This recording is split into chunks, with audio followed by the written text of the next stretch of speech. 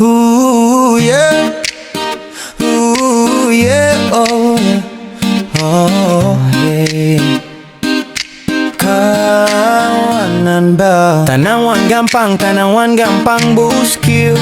Bujur banar ding sana ay zaman wahini serba sa tataman instan. Tapi rumbungnya malah mula orang jadi panyupanan. Atawa hendak gampangnya haja, memang terasa banar bedanya lawan zaman dudi bahari orang mun handa. Dapat hasil tu mesti banting tulang bapalu peliuran wan bakas kuli banar wahini. Sikit-sikit tenang gampang sekalinya pas digawi kosong. Berikut ini kenapa fenomena gampang-gampang ini rancak menyebak. Asal kemari kadada hasil banyak orang wahini nang jago bapander. Haja kelihatan sibuk panderannya selangit, tapi pas dilihat hasilnya kadada bentuknya.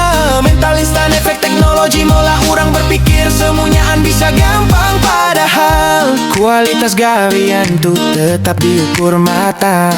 Ketelitian wan prosesnya lain matang kapatnya.